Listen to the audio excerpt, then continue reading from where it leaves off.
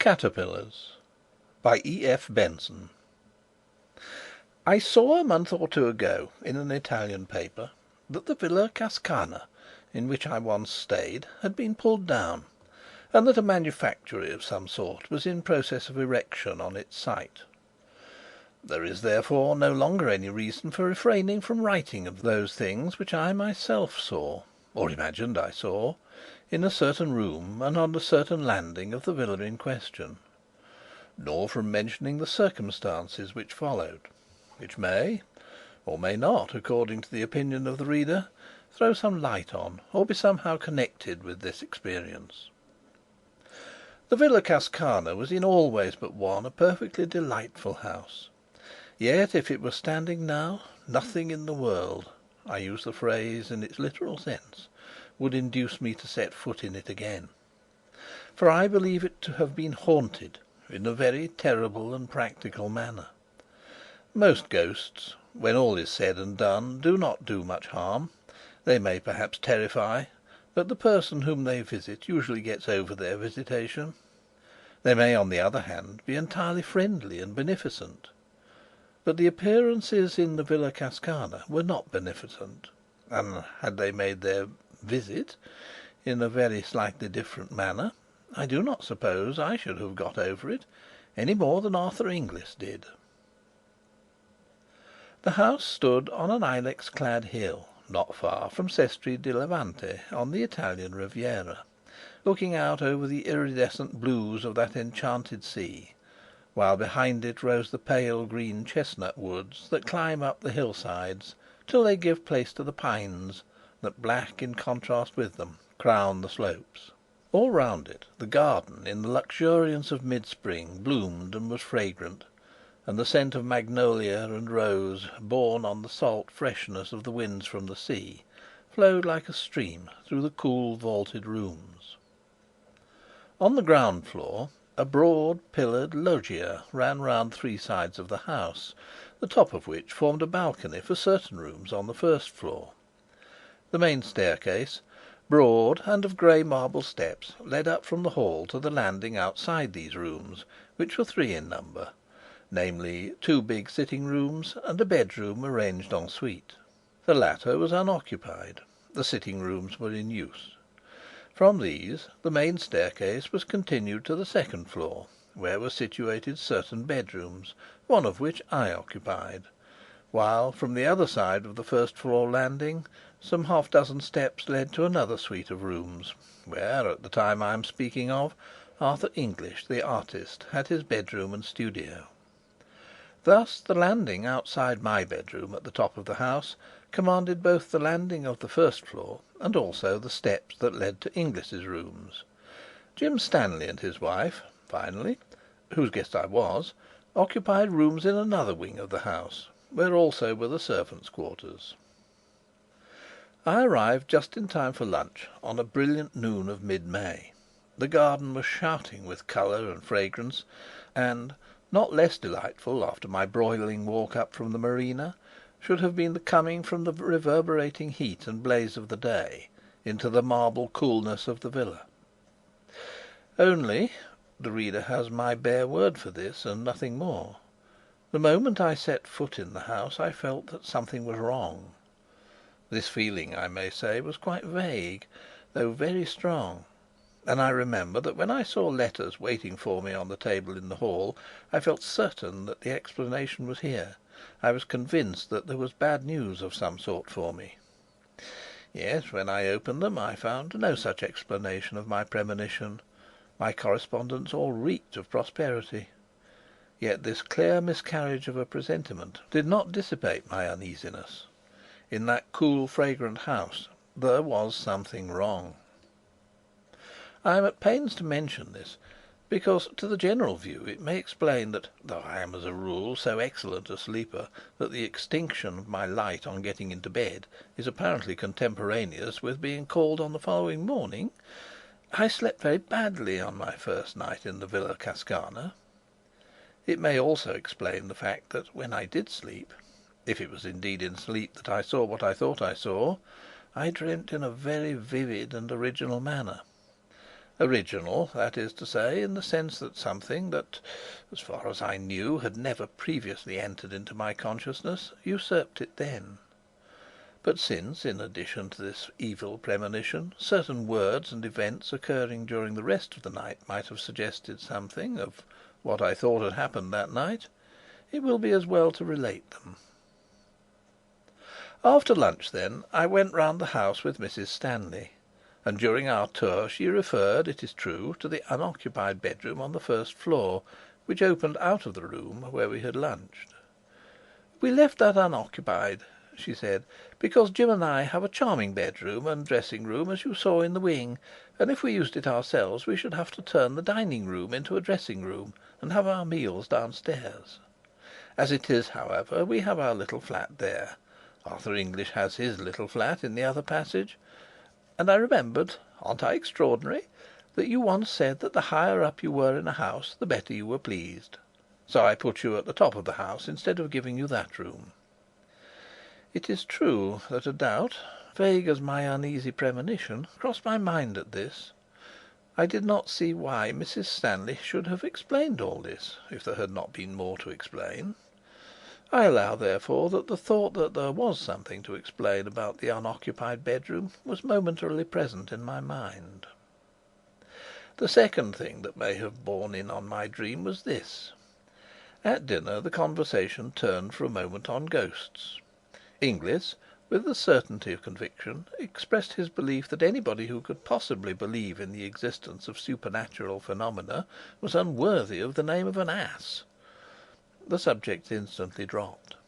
As far as I can recollect, nothing else occurred or was said that could bear on what follows.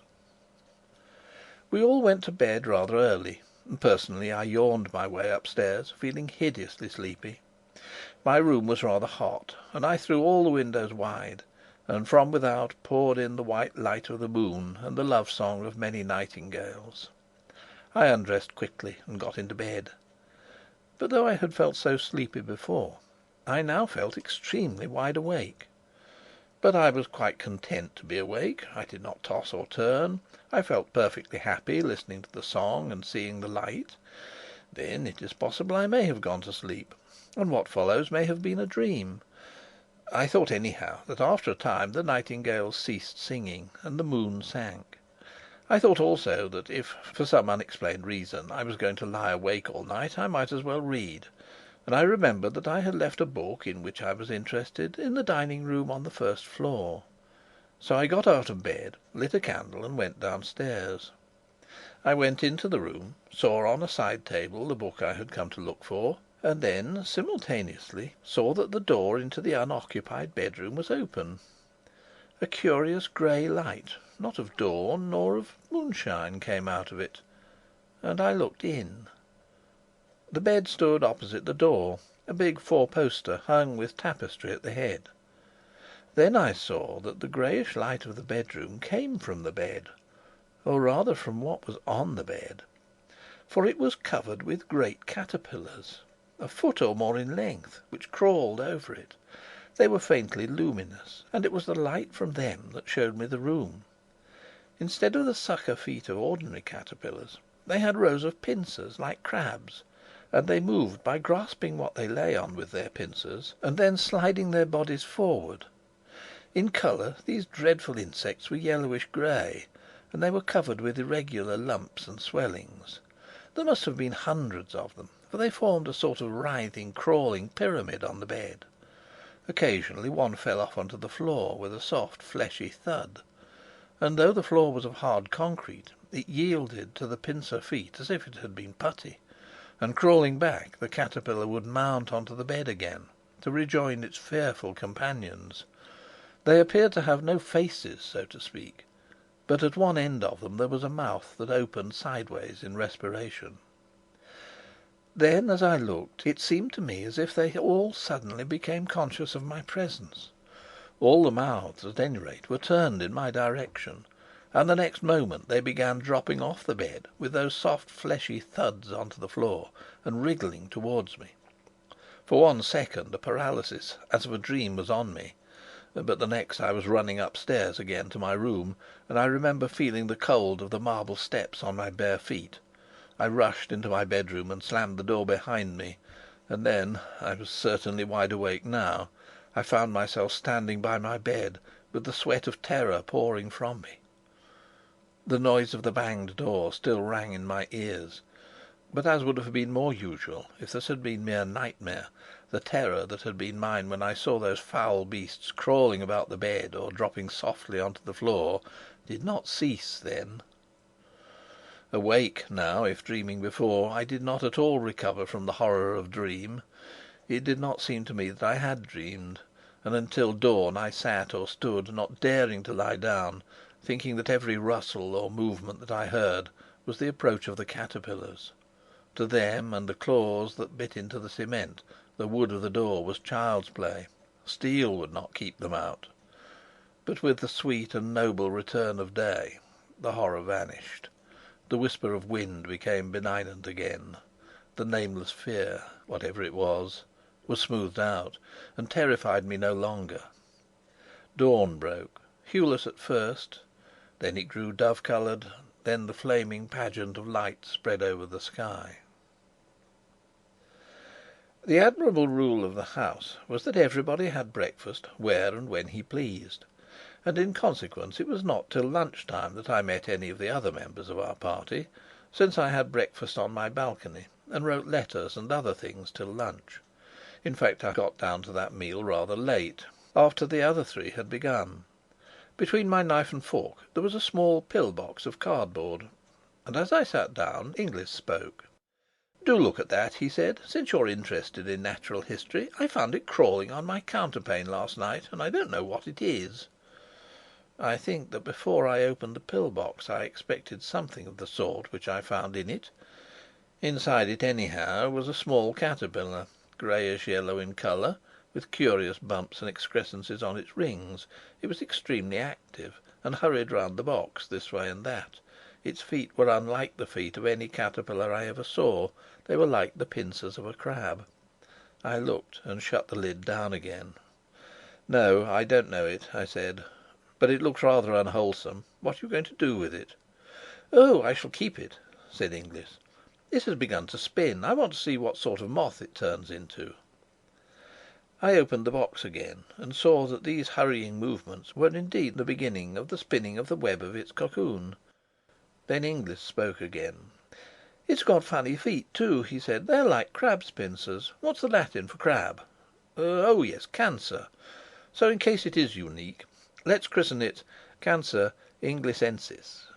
Then something happened in my brain, some momentary piecing together of all that I had seen or dreamed. Something in his words seemed to me to throw light on it all, and my own intense horror at the experience of the night before linked itself on to what he had just said.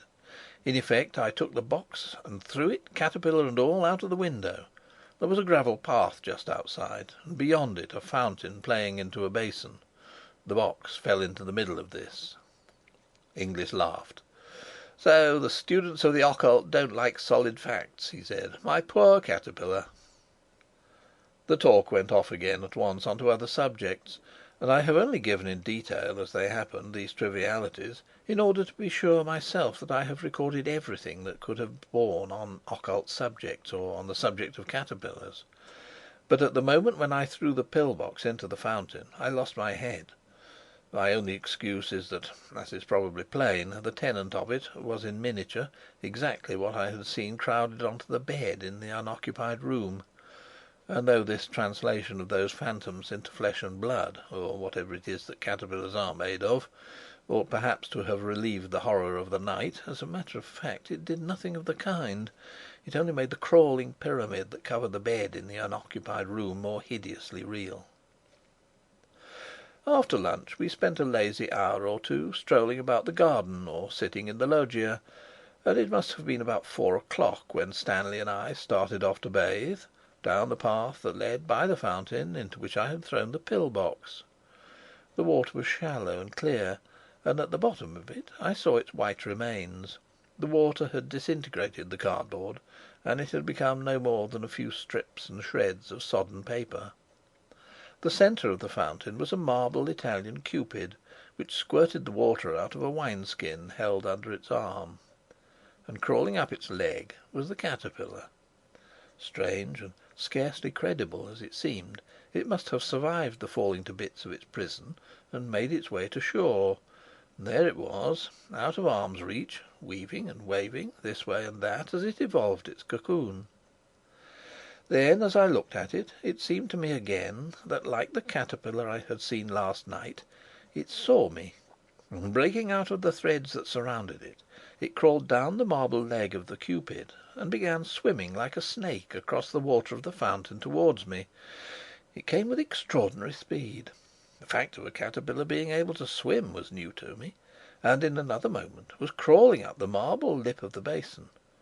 Just then Inglis joined us. "Why, if it isn't old Cancer Inglisensis again!" he said, catching sight of the beast. "What a tearing hurry it's in!"